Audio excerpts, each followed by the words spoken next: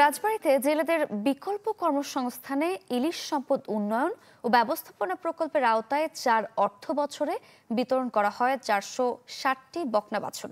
অনুসন্ধানে দেখা গেছে প্রকল্পের বেশিরভাগ সুবিধা পেয়েছেন বিত্তশালী ও সুবিধাভোগীরা। একই সাথে গরুর মান নিয়েও রয়েছে নানা প্রশ্ন। এজন্য নিয়ম ভেঙে অধিকাংশ গরু বিক্রির অভিযোগ আছে। রাজবাড়ী থেকে সুমন বিশ্বাসের পাঠানো তথ্য ও ছবিতে ডেস্ক রিপোর্ট।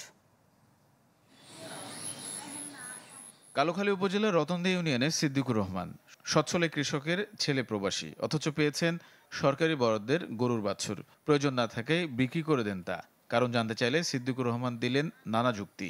গরুটা হলো ওই যে ল্যাম্পিস যে রোগ বলে না, ওই রোগ হয়েছিল, যার কারণে গরুটা আমি মাস 3 আগে বিক্রি করে দিই। তার মতে গোয়ালন্দ উপজেলার দৌলদে ইউনিয়নের ইসাক সর্দার বিত্তশালী হয়েও পেয়েছেন অসচ্ছল ইলিশ জেলেদের জন্য বরাদ্দের গরুর বাছুর। সরকারি বরাদ্দের গরুর বাছুরের সন্ধান মিলেছে এক প্রবাসীর ঘরেও। আমার ভাই ফিরোজ বিদেশ থাকে, গরু দিয়েছিল ফিরোজের নামে, এখন আমি পালি, আমি ওর বড় ভাই। আমি খালি লসই খাইতেছি, আমি কৃষি কাজ টাজ করে খাই, তাহলে কি করবো? হ্যাশ মনে করেন বেশি দিছি।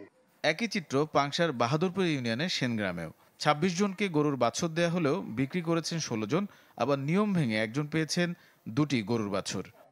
হিরন আরও মিনারেল ওয়াটার মাত্র 50 পয়সায় প্রতি লিটার। 2 বছর পুষিয়ে বেশি বিক্রি হয়ে ফেলছি। বিক্রি হয়ে টাকা পয়সা যাই স্লিপ 49,000 টাকা বেছিলাম, জালের কামে টামে লাগাইছি। গরু 2 বছর আগে পাইছিলাম, বড় বানা বিক্রি করে 40,000 টাকা বিক্রি করে আবার গরু কিনেছি। মাস 6 পোষার পরে হঠাৎ অসুখ হইলো, অসুখ হয়ে মারা যাওয়ার পরে এখন তার কোনো খোঁজ খবর তারা নেয় না যে আমাদের গরু আছে কিনা বা আছে ভালো আছে কিনা, মারা গেছে না তা দেখতেও আসে নাই। জেলেদের বিকল্প কর্মসংস্থানে রাজবাড়ী জেলায় 4 অর্থ বছরে সরকার বিতরণ করেছে 460টি গরুর বাছুর। নিয়ম না থাকলেও বেশিরভাগই বিক্রি করেছেন সুবিধাভোগীরা, যার কিছুই জানেন না উপজেলা মৎস্য কর্মকর্তা। স্ট্যাম্পের মাধ্যমে বলাই আছে গরু যদি কোনো রকম সমস্যা হয় চিকিৎসাগতভাবে, সেক্ষেত্রে আমাদের সাথে পরামর্শ করবেন। বিক্রি করার ব্যাপারে কোনো কথাবার্তা আমাদেরকে তাদের বলা হয়নি, এরকম কোনো অভিযোগ আমরা এখনো পাইনি।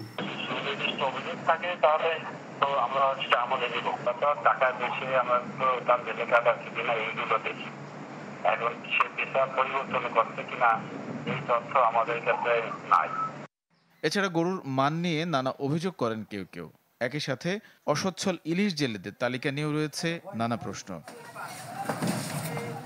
Desk report, channel 24।